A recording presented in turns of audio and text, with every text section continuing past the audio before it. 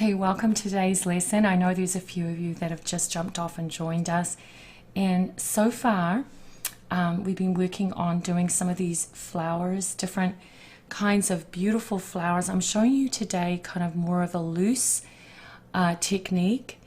And I think it's really great when you're going to learn flowers that you kind of practice them more in a loose, fun kind of approach. And I think it will really help give you a lot more confidence. So I have this beautiful bearded iris here, and we've added a few more shadows and this little rose. And so what I'm going to do right now is just show you how I start the whole process of drawing one of these.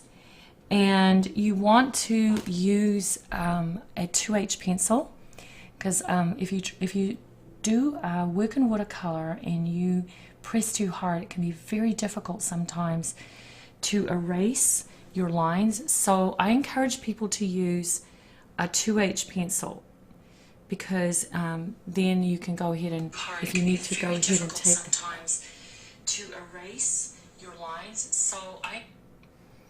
So what I'm going to do right now is go ahead and let's do a little yellow rose. We've got a pink one over here, and this one's in the process right here of drying. So we will be building up some of those layers. And that's another thing too about watercolor. It's really important that you work in layers, because a lot of people will say, you know, my layers sometimes will get really muddy. And that's just because you're trying to put down too much paint. You can see how I'm just gliding this pencil across the surface of the page, and you shouldn't be able to see my pencil lines, because if you can, that means that I'm going ahead and pressing way too dark. And I just do a really quick, loose little sketch, okay? Just put a little bit of foliage right in there. And the first thing I'm going to do is grab maybe a medium-sized brush. I'm going to rinse this out. And I'm going to grab some lemon yellow, which is a color that I use a lot. It's a really good mixing color. And just mix up a little puddle of this right here using quite a lot of water, because you want your first layers to be nice and thin. And then, because this is kind of a peachy colored rose, I'm just going to take a little bit of orange and I'm going to mix that in just a tiny bit. And then we're going to go ahead right now and then start painting in some strokes. And then I'm going to make a little circular strokes right there. And that's to thin out the paint. And then I'm going to grab a little bit more of some orange. And I'm going to use what I call a wet into wet technique, where I'm going to stroke some of that color right there.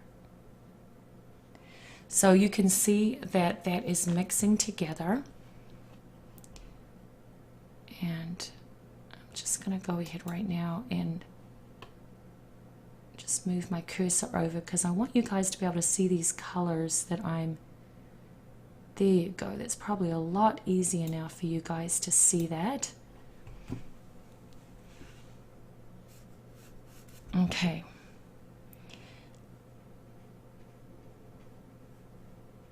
So, and I put some more of the orange, and it's actually mixing and blending together with the yellow. So one of the first things that you want to use in watercolor, learning watercolor, is how to control your paint. And that's always going to be the most difficult thing for people. But really, there is a few little tricks that will really help you. Like I said, the first one is you want to work in stages. And the other one too is, I'm going to show you how to do some of these other little petals. Just keep your layers nice and light in the beginning, and then I'm going to create another little curved shape right here on the side, and then another one here, taking a little bit more paint, and then I'm going to make another little curvy stroke right over here. And then I'm going to switch my brush out now and put a stem on there. And I mix some sap green with just a little bit of cobalt blue. because I wanted to change the color that I had and make it look a little bit more natural. And now I'm going to just show you how I make a stem. Just going to pull this down using the very tippy tip of my brush, and then I also want to create another little stem that comes off here because I like to put a little rosebud.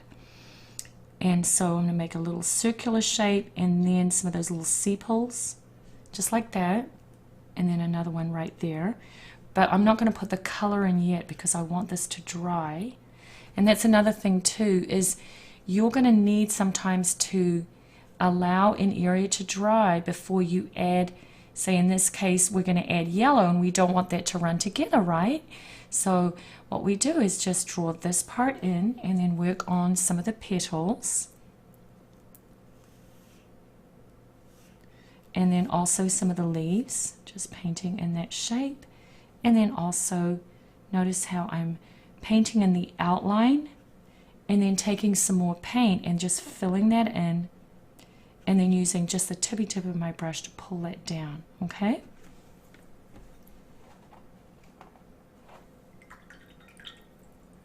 And then I'm going to grab a little bit more of some of this yellow, because one of the things that I love to do is add other colors into my greens, because I love to see the way that that just mixes together. Okay. All right, now I'm going to take a look at the center of the rose, because we have that very first simple layer and it's begun to dry off. So I want to take some orange right now, just a kind of a nice light watery mix of that using the tippy tip of my brush, and I want to paint the center a little bit more of that peach color, and then also add another couple of little strokes right in here and also over inside those crevices. And then I'm going to grab some more of the yellow and the orange and paint in the little rosebud, because now the green is dried off enough, it's not going to all run together. So I'm going to leave this rose for right now because I want it to completely dry before I add the final details, and then I'm going to jump back over to this really pretty little pink rose that I have here. And so with that little pink rose, I'm going to add some of the center details, and of course I'm going to make sure that I use this brush, and I also have this other tiny little number 2 brush that's going to be really useful for getting some of the center darks. And then I'm going to mix up some ochre. Now this is a really bright pink, it's almost fluorescent, but you can mix other colors in with it. For instance, if I take a little bit of orange, then it really tones it down, and that's a great color for the center. So I'll show you how I create the center of a rose. I use the tippy tip of my brush, and it's all about observing your subject really carefully, because if you look inside a rose, you're just going to see dark little color shapes, and some of them look like tiny little triangles, okay, and some of them are more like long skinny rectangular shapes with a slight curve, and then I put a little dot there, and then I also created another one that was a slightly different shape.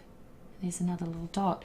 So that is helping that look like the very center of my rose, and we want to capture that depth. Now another place that we're going to need to add some more color, some more deeper color, so I'm going to take a different color pink this time.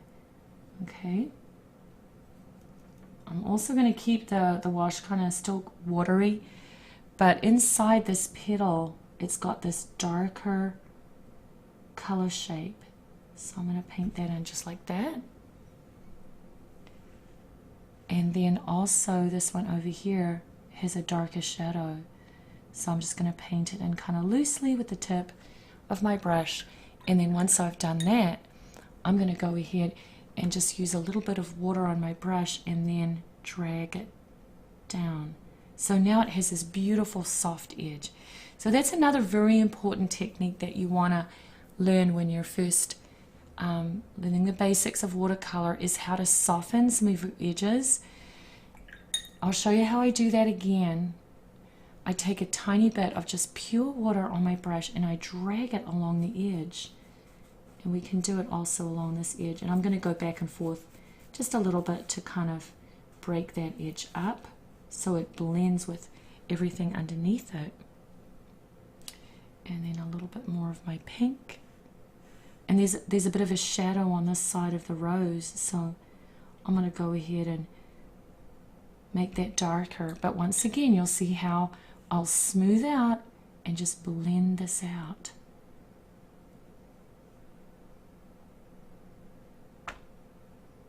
Okay.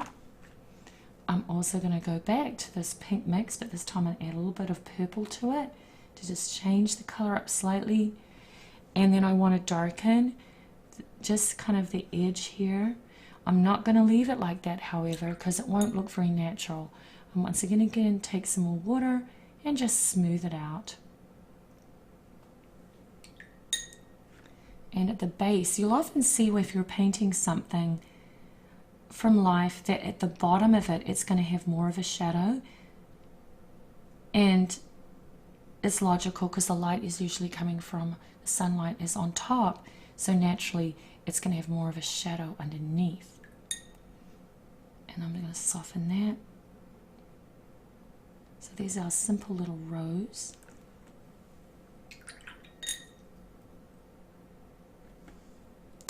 And now we're going to jump back over to this flower here, and this is the perfect stage where now we can go ahead and add some detail right in the center of the rose. So I'll take a little bit more of my orange here and grab a little bit of yellow.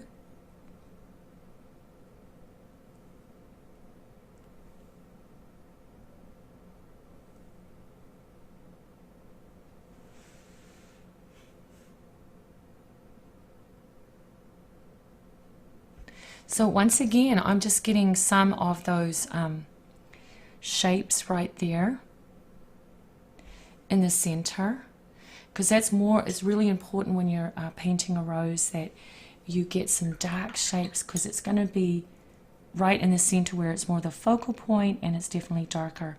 And then once again, I'm going to soften some of the edges because I don't want it to look too unnatural.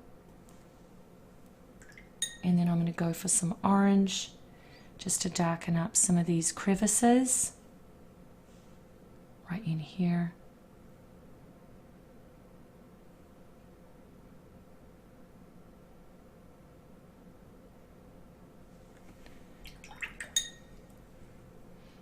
And then I'm going to soften the edge, because we're going to do the same thing. It's like in between those petals, it's a little bit darker. Grab some yellow as well, and I'm going right into my pure pigment, and then I'm going to put some more color right there. And then you'll see how I'll put some of this yellow on one side of the bud, because that's also going to help that look a little bit more three-dimensional.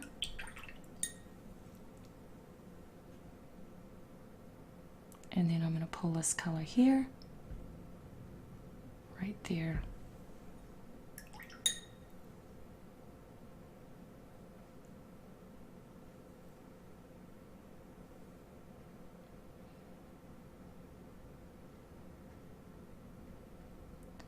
And then I'm just pushing the paint around a little bit and finishing up some of the edges.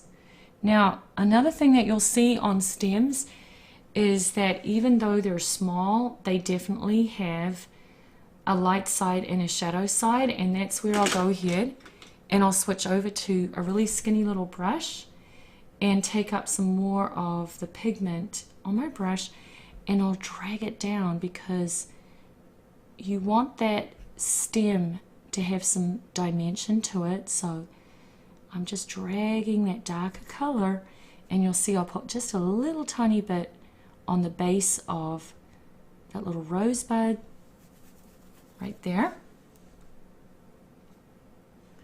And then also make sure that that connects.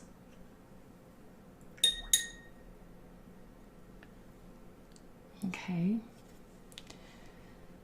And then I want to darken this up a little bit.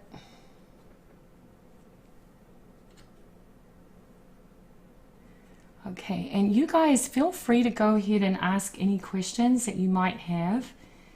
I love to hear from you guys. I know you always ask amazing questions. And I do apologize, some of you tried to come on a little bit earlier and you weren't able to get in. So that's just me on learning how to do these live streams. And I want to make sure it works nice and smoothly for everybody. So hopefully next time when I do this will be easier for you guys to get on.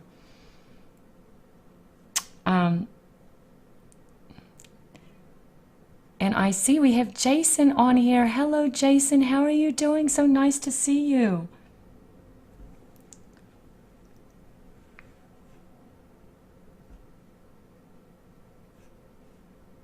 Okay.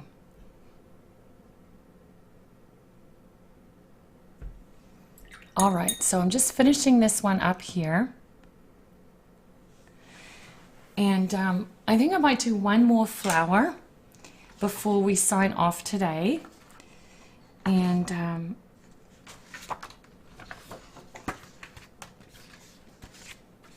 one of my favorite flowers to do is tulips, just because they're really easy and simple, especially if you're new to painting flowers. So basically what they are is more like a U shape.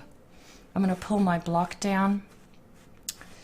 And so when you're going to do a tulip, just think about the letter U. Okay, you go up.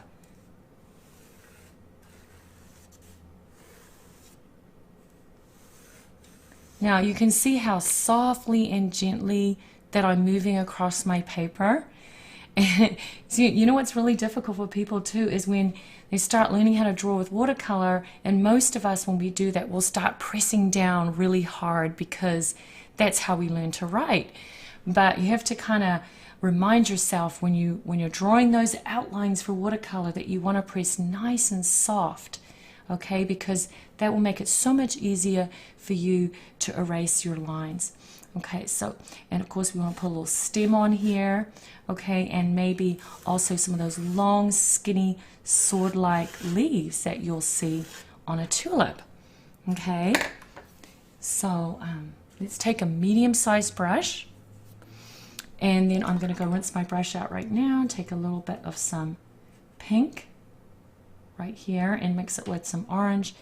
And what you're going to do is see how I take the tip of the brush, and this is how you start a tulip out, okay? You just use the tip of the brush, pretend like you're drawing with it, and then you want to go ahead and pull it the other side like that. And then you want to take the other tip and move it back and forth, so that's one of your petals right there, and quickly fill it in with paint, okay? And then you want to go and move the brush upwards, that's one of the other petals. And then also you can see how I'm wiggling that backwards and forwards because it makes the edge of that petal look so much more realistic. Now I dip my brush in the water and then I just pull it down just like that. Okay, so there we have our tulip. Okay, now another thing that you can do that's really fun is use wet and wet technique, where you go ahead and take some darker paint. You could use any of these really nice reds, pinks, or oranges, and then what you want to do, see, is just pull that paint down and it begins to blend in with the color that you already have on your paper. This is a really fun way to practice your watercolor techniques, is doing this wet and wet technique, because what's happening is the paint is actually mixing on the paper. Now I'm going to take some green and just mix a little puddle right here, and then you see I do these two little strokes, but then we need some petals. So I'm going to show you one way that you could make a tulip petal is just by pulling the stroke down like that. And then here's another one that goes up. And there's another one right there. Okay. And then I'm going to take my brush now and grab a little tiny bit of some yellow. And you can see how I added that to the green, and it's mixing now on the paper. And one more time, I'll take some blue and mix it in with the green. Just like that. Isn't that fun? So that's a really simple way to make a tulip. Now I want to show you one last trick that you guys are going to love. You can take the back of a brush, and it's back of a brush, at least my little skinny brushes have kind of got a point on them. So as long as this wash is still really wet, what you can do is press into the paper and you get a line. Let's try this on the other side. So if you want to put veins on leaves, in this case, if you look at tulip leaves, they have these long skinny lines, but that's a really fun way to get lines. I'm actually going to hold up this to the camera so you guys can see. Aren't those lines cool? So you don't actually have to paint them in, you can just carve them in. As long as the wash is still really damp, it will work. Now, I'm also going to have some fun here, just putting some lines. So there we go. I'll create another line here. So my tulip looks like it has a separation with some of those petals. And then I'm going to go ahead and rinse this out and take just a wee bit of this darker red, and I want to show you another little trick that you can do for a tulip. Is just kind of pull this down. Those are the in-between little dark areas that you see in between the petals. See? Pulling this down just like this. Okay.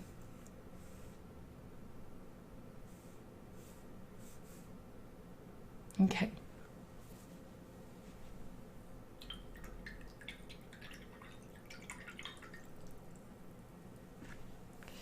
Okay, so I think I'm going to do a little crocus over here just because we have a gap and we should fill that in. And this is going to be simple and quick, just like we did the shape here for the tulip. Crocus is pretty similar. It's kind of a U shape, and you usually see a cluster of them, so let's do two. And I'll take my medium-sized brush and take some purple and mix it around in the water, and I want to show you how I do this. The tip of the brush. So the first layer is going to be wet and very thin. Okay, I'm going to add some more color in here like this, and then over here a little bit more. So I wanted you guys to see how I shape the petals. And really what I'm doing is drawing with my brush right here. And I'm going to come back over here.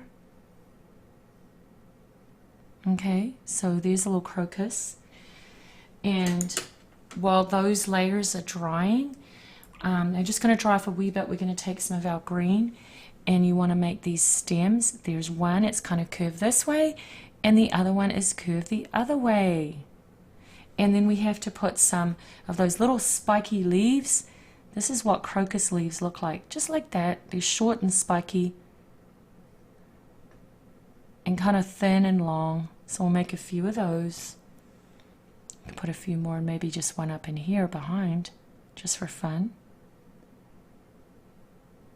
And this is a great opportunity for you to practice wet and wet techniques, because while that color is still damp, then you can pick another green. Perhaps you want to take this green right here, and you just want to experiment and see what happens when you add it. to the bottom right there, and it begins to blend and mix with the green that you already have. So maybe even some yellow. Now yellow, if you add yellow to green, you're going to get a really fun mix.